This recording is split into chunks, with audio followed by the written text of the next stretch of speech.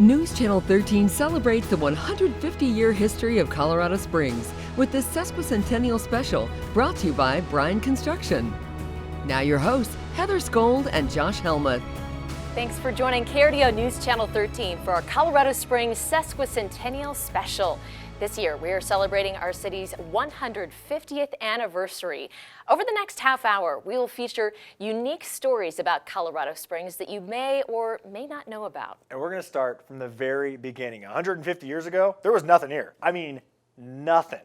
At least not until a Civil War general came along. The history of Colorado Springs started right here, July 31st, 1871, at the corner of Cascade and Pikes Peak Avenue. Of course, 150 years ago, it looked a lot different. Of course, there were no buildings, but there weren't even trees, no water. It looked grim. It took a visionary, a man named General William Jackson Palmer, to create what would become our current day Colorado Springs. General Palmer was originally from Philadelphia. He got here in 1869 after fighting for the Union in the Civil War, bringing with him several soldiers with whom he fought with. Palmer, a born engineer, saw what few others did. But Palmer quickly changed the landscape, developing the Colorado Springs Company, engineering the El Paso Canal to bring in water from Fountain Creek, planting trees, all while selling bonds to build up the city. Thankfully, General Palmer sold Colorado Springs well, while also buying into the idea that people need parks and access to the outdoors. It's because of General Palmer we've had a thriving outdoor-centric city for 150 years. So we're off to a good start. Colorado Springs exists, but it really didn't start to grow until the gold rush right around the turn of the century. And that gold discovery just right up the mountain changed everything for Colorado Springs. By the turn of the century, Colorado was filled with gold mines that looked just like this. In fact, Cripple Creek had the most successful gold rush in the state, maybe the whole country. And if not for that gold rush up in Cripple Creek, Colorado Springs wouldn't be a fraction of the city that it is today.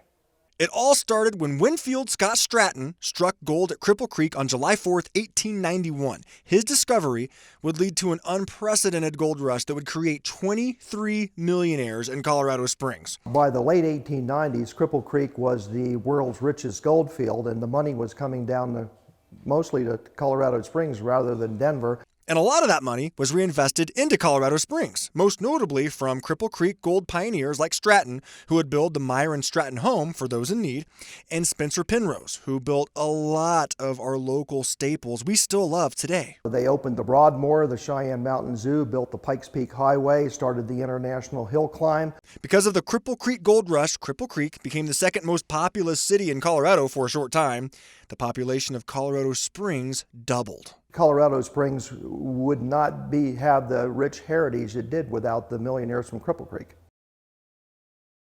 There was more gold taken out of Cripple Creek than all of California combined.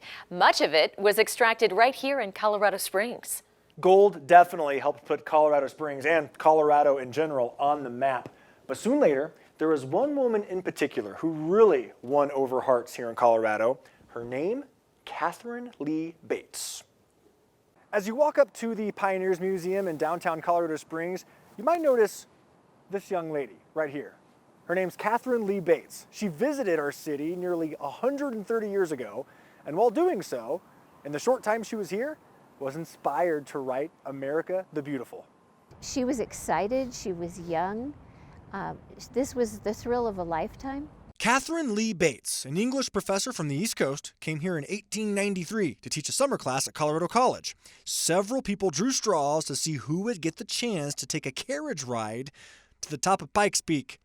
Bates won, and when she reached the top, she was enamored. She thought it was inspiring. She thought it was an example of what was great about America. When she got back down in the Antlers Hotel, she wrote the initial parts of the first stanza and other parts that would later be revised of America the Beautiful as a poem. Her 1893 poem would eventually become the song we all know very well today. Tell the story of America and how beautiful and important it is based on Colorado Springs and Pikes Peak. That's kind of an amazing connection if you think about it.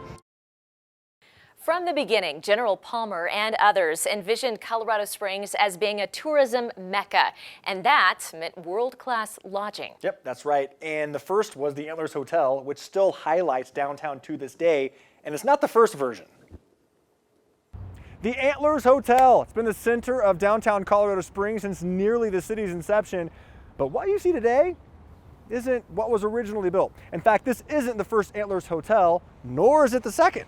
The first Antlers was built in 1883 and only lasted for 15 years. That's right. The original Antlers Hotel, built by General Palmer, our city's founder, and named after his massive deer and elk collection displayed inside the hotel, had to be rebuilt before the turn of the century. It was destroyed in a fire that started at the nearby Rio Grande Railroad. It burnt down. It didn't take very long. It burnt down in a matter of minutes. And then Palmer wasn't happy with that, so he rebuilt the hotel in 1901. The second Antlers Hotel was more impressive, larger and with Italian Renaissance architecture. Several presidents visited the hotel, including a famous visit from President Teddy Roosevelt the year it opened. This version of the hotel would stand for 63 years until it was torn down in 1964. The third and current Antlers Hotel opened in 1967, the first building to face the city's center rather than the railroad. A world-class hotel in a small city, something that was needed in order to attract world-famous visitors. Yeah, and at the turn of the century, the Springs, for a short period of time, became home to arguably the most famous scientist at the time, and you likely see his name often to this day. You could easily walk right past it and miss it. It humbly stands here in Memorial Park, a plaque honoring Nikola Tesla.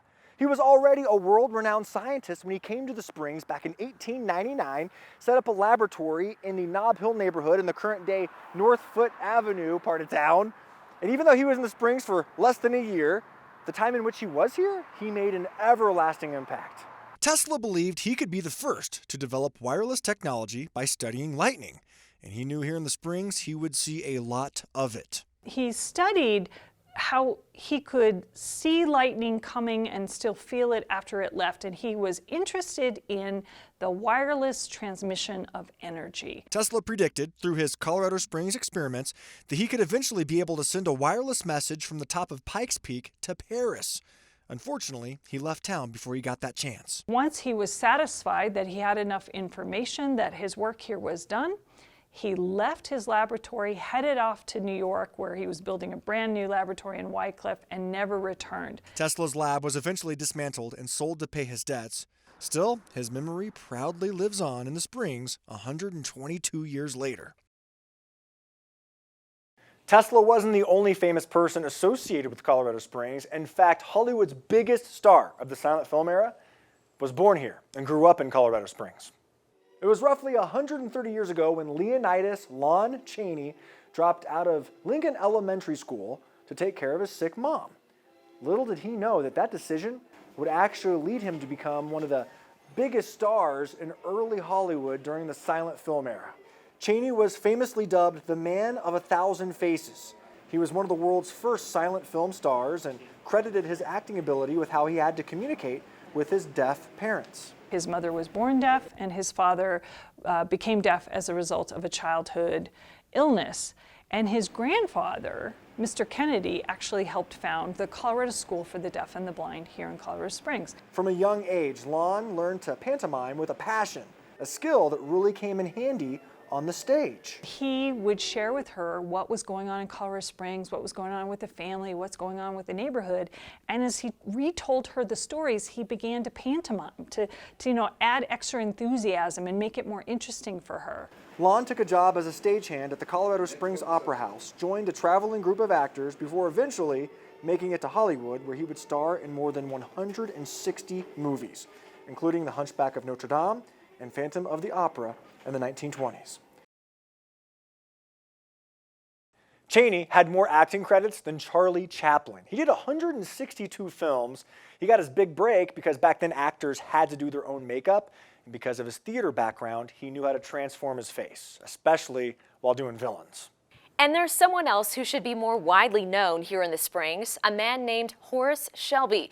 He's Colorado Springs' first black police officer, and he got his badge way earlier than you might think. This photograph is of the 8-member founding class of the Colorado Springs Police Department. In the back row is Horace Shelby, the department's first black officer. This photo was taken in 1887. I'm not sure that I would be here if we didn't have Horace in 1887. That's right. Shelby, a black man during Jim Crow, was a founding member of the Colorado Springs Police Department. He did rise in terms of seniority to be the top officer here in Colorado Springs. He also served here 22 years. And his fellow officers, he was the first officer to receive retirement. Shelby was an asset to the department and the city in which he served. He worked 12-hour days, making 3,500 arrests over his career, never missing a day of work. He was also the first CSPD officer to serve more than 20 years and was the first to receive a pension. Shelby was a top-ranking patrol officer by 1899. He worked 12-hour days. He arrested 3,500 people over the course of his career, never firing his weapon. He was remarkable, to say the least. And we've met some really famous people from Colorado Springs from the turn of the century, but now it's time to visit the more infamous. That's coming up next when our Sesquicentennial special returns here on KRDO News Channel 13. Welcome back. Okay, Balanced Rock, a Garden of the Gods. You know, popular tourist attraction, photo op, free photo op. It was once privately owned, though. The owner charged people to take photographs before most people even had cameras. And guess what? He was not popular at all.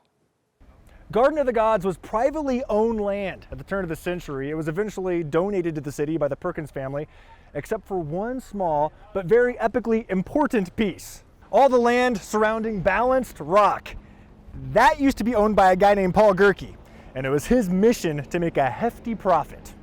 He operated a photo studio right next to Balanced Rock, and he charged tourists to have their photograph taken on a burro. Balanced Rock was a tourist trap for decades. Having your picture taken here, even before many had cars, was one of the most popular things for tourists to do here.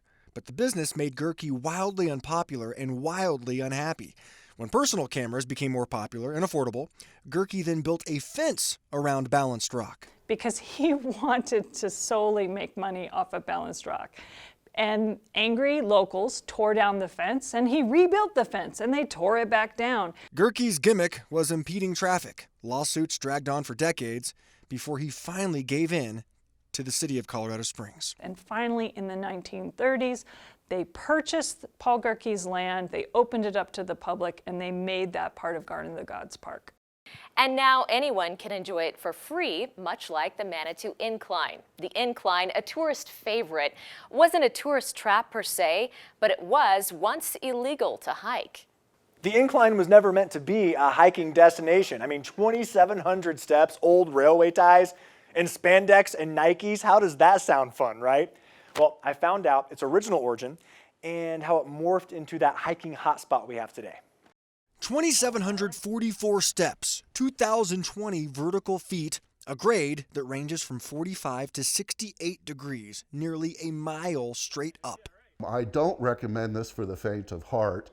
Roughly 70,000 people take on this treacherous hike every year, but a glorified Stairmaster wasn't the original purpose for the Manitou Incline. The incline itself was used to transport building materials and pipes to the top of Mount Manitou. It was originally built in 1903 as a utility for the Pikes Peak Hydroelectric Company. After just a couple years, the pipeline was no longer needed, so in 1907, it was purchased privately and made into a tourist attraction. It was an immediate success here in Manitou Springs. They could accommodate about 30 passengers at one time. It was a popular tourist attraction for over 80 years, but in 1990, the incline fell into disrepair. Petitions were circulated to try to save it, to no avail. The trespassing, hiking started immediately. It was considered illegal back in those days. However, people had a tendency of establishing their own rights. The hiking became legitimized a few years back after Colorado Springs acquired another third of the right-of-way. Now the only thing that should be illegal is how challenging the hike up the incline truly is. Oh God, bring plenty of water and protein bars with you when you hike it. And another big tourist attraction made its landing here in Colorado Springs. When our special continues, how a famous pilot contributed to the Air Force Academy settling here. Welcome back. You know, of all our tourist attractions, a lot of our visitors love to come see the Air Force Academy. But how and why did the Air Force choose to land the Academy here in Colorado Springs? Well, I recently found out that arguably one of the most famous pilots, if not the most famous pilot in history, had a big influence on that decision. Since the birth of flight, America's military aviation had discussed plans for an aeronautical academy. Well, the talk finally became a reality after World War II under the National Security Act, which created the Air Force. But where would the Air Force train cadets? There were 350 cities under consideration before 3 finalists were announced: Alton, Illinois, Lake Geneva, Wisconsin, and Colorado Springs. Our city won out because of an impressive pitch that included the city buying part of the 17,000-acre plot. But also helping the Air Force Academy land here, possibly the most famous pilot of all time was on the survey committee, and he loved our little town. Charles Lindbergh went up in a local small aircraft, flew around and said, this area is perfect. This is really where it needs to be. And with the remarkable pilot in the Springs, soon came a remarkable story. Lindbergh, one of the most famous men in the world at the time, was treated like any other pilot while trying to rent his plane here. And the airfield manager said, well, do you have a pilot's license? And he said, yes, I do have a pilot's license. In fact, I have several of them. He said, well, I'm going to need to see your private pilot's license. And so Charles Lindbergh pulls out his wallet, slides his card across the table, and the manager just turns beet red when he realizes that he's got Charles Lindbergh standing in front of him. Thankfully, Lindbergh didn't mind being inconspicuous. He still fell in love with Colorado Springs, and he may very well be responsible for our city being the home of the Air Force Academy. We're certainly very proud of our military history and culture here in the Springs. Yeah, which reminds me, you've heard of NORAD's Santa tracker, right? Every kid has. Well, that tradition started right here in Colorado Springs, and it might be because of the most famous typo in holiday history. NORAD has been tracking Santa Claus for millions of children every Christmas Eve since 1955. That's the year this Sears ad was published in the Gazette with a message from Santa, offering his personal phone number for kiddos to call him directly. The only problem? The number was a typo. One day, a little girl picked up the phone, dialed the number, and accidentally called Northcom, which would later become NORAD. And Colonel Shoup answered the phone, and what he heard on the other end of the line was a little girl asking, "Are you really Santa Claus?" And this surprised the colonel. It's a good thing Colonel Shoup had Christmas spirit. Not wanting to let the little girl down, he played along and encouraged everyone at Northcom that evening to take Santa's calls on his behalf. Thanks to what may be the most famous misprint in Christmas history, NORAD, here in Colorado Springs, makes a gigantic effort every year to track Santa, ensuring all the good little boys and girls across the globe get into bed in time. Stick around. We have one more story for you about Olympic City, USA, giving you insight about why and how Colorado Springs got its nickname. In closing out our segments, in celebration of our city's 150th birthday, we have to talk about being Olympic City, USA. At any given time, hundreds of Olympians live here. Yeah, and there's an urban legend that some really important people had a legendary cocktail party, and that's what persuaded the committee to move here. I couldn't confirm that, but what I could confirm was that back then there was a lot of open space here and a perfect spot for a new training facility. It all started in 1976. The Americans were embarrassed, losing to the Russians in the medal count for the second straight Olympics. So in 1978, President Carter signed the Amateur Sports Act following a commission on Olympic sports. The USOC was put in charge of amateur sports and were assigned to find a location for a first-of-its-kind Olympic training center. There were 2 cities putting in bids at the top of the list: Colorado Springs and Baton Rouge, Louisiana. Colorado Springs said, we have this vacant Air Force base. We want you. We're willing to lease it to you for $1 a year. And I think that first contract was for 10 years. With that incredible incentive package, the sunny weather and the high altitude training, the Springs became the clear #1 choice. And right away, the USOC, with a staff of roughly 5 people, moved everything from New York City to Colorado Springs. We start training our very first athletes, almost immediately as soon as they hit the ground. That wraps up our Sesquicentennial special right here on KRDO News Channel 13. A dozen reasons why Colorado Springs is just so unique, all in celebration of 150 years. So who knows what our city will look like in 2171. Probably a lot bigger. Yeah. Hopefully you learned something about our city and, like us, came to appreciate it even more. Thanks for joining us. Celebrating 150 years of Colorado Springs has been brought to you by Bryan Construction.